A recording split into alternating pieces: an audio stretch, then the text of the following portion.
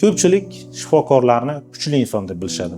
Chunki shifokorlar har kuni o'lim bilan yuzma-yuz keladi, tezkor qarorlar qabul qilishadi va inson hayoti uchun so'nggi daqiqagacha kurashadi. Shu sababli ko'pchilik shifokorlarni hissiyotlarni chetga surib qo'yib ishlaydi deb o'ylashadi. Lekin bu rostmi? Oq xalat ortida ham xuddi sizga bizga o'xshagan inson turadi. Uning ham oilasi bor, farzandi bor, yaqinlari bor va albatta uning ham yuragi bor. Unda ham oddiy insonga o'xshagan hissiyotlar bor. U ham quvonadi, kuladi, kimningdir g'amiga sherik bo'ladi, kimningdir quvonchiga sherik bo'ladi va hech kim ko'rinmaydigan qaysidir burchakka o'tirib ko'z yosh to'kishi ham mumkin. Bugun sizlarga ana shu reanimatsiya ortida yashiringan hissiyotlar haqida gaplashamiz. Assalomu alaykum. Avvalambor, men Rajabboyev Shohruxman. 8 yillik ish tajribasiga ega reanimatolog anesteziolog shifokoriman.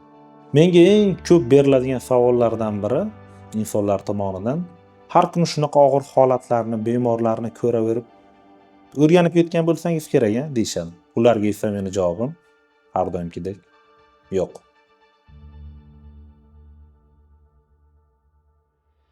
Chunki har bir bemor bu kasallik yoki oddiy tibbiy holat emas. Biz har bir kasal uchun yangitdan shijoat va yangitdan jang boshlaymiz va uning sog'ligi uchun bor kuchimizni berib kurashamiz. Axir reanimatsiya kravatida yotgan bemor bu oddiy bemor emas. Kimningdir otasi albatta, kimningdir onasi yoki kimningdir farzandi yoki suyukli yori bo'lishi mumkin.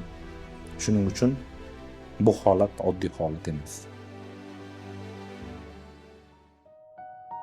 O'z tajribamdan sizlarga bitta hikoyani gapirib bermoqchiman. Qozog'iston Respublikasidan bizga og'ir bemor olib kelingan, juda ham yosh, aniqlab bo'lmas temperatura va bir necha shifoxonalarga murojaat qilgan, bir necha klinikalarda yotib davolangan, afsuski foydasi bo'lmagach va bizga murojaat qilib kelgan. O'sha paytda bemor yaqinlari ota-onasini ko'zidagi g'am, tashvishni va bizdan umid bilan ko'zimizga boqib turgandan keyin bu bemorni qabul qilganmiz.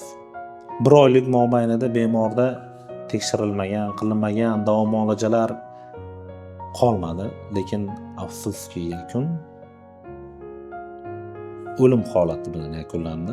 Bemor juda ham yosh bo'lgani uchun hali chimildiq nima, hayot nima ligini bilmagan yosh bola edi. O'sha paytda bemor yaqinlari birgina so'zi meni ichimdagi hamma narsani chilparchin qilgan. Hozir ham eslasam ko'zimga yosh keladi. Shunday o'g'lim bor edi Shohrux. Chimildiqni ham ko'ra olmadi.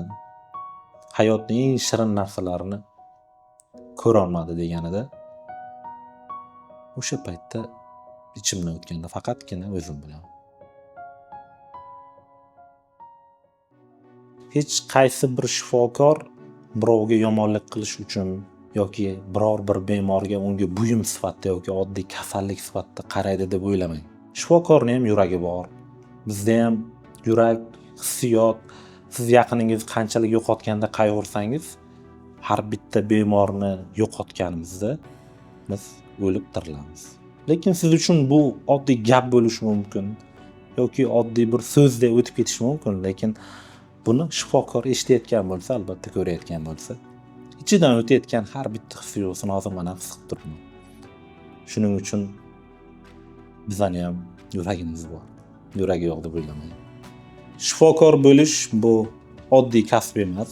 Kimningdir yashashga bo'lgan umidini uyg'otish, kimdir yana o'z nafasini olib, o'z oyoqlarida chiqib ketsa, bu bizning eng katta mukofotimiz hisoblanadi. Lekin afsuski g'alaba bo'lgan joyda har doim mag'lubiyat ham yonma-yon bo'ladi. Agar kimningdir hayotini saqlab qola olmasak, bu bizning eng katta mag'lubiyatimiz hisoblanadi. Lekin shifokor har doim ertasi kuni yana oq xalatni kiyib, yana bir yangi insonni qarindoshi yoki yaqinini hayotini saqlab qolish uchun kurashda davom etadi.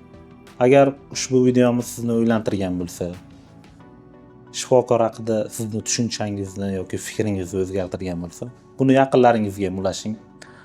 Videoga albatta like bosing, bizga obuna bo'ling va bu bilan siz shifokor kim ekanligini yoki yana kimgadir bizni yordamimiz tegishiga sababchi inson bo'lib qolishingiz mumkin. Bizni kuzatishda albatta davom eting. Sizlar bilan Remasa Tashkent bo'ldi.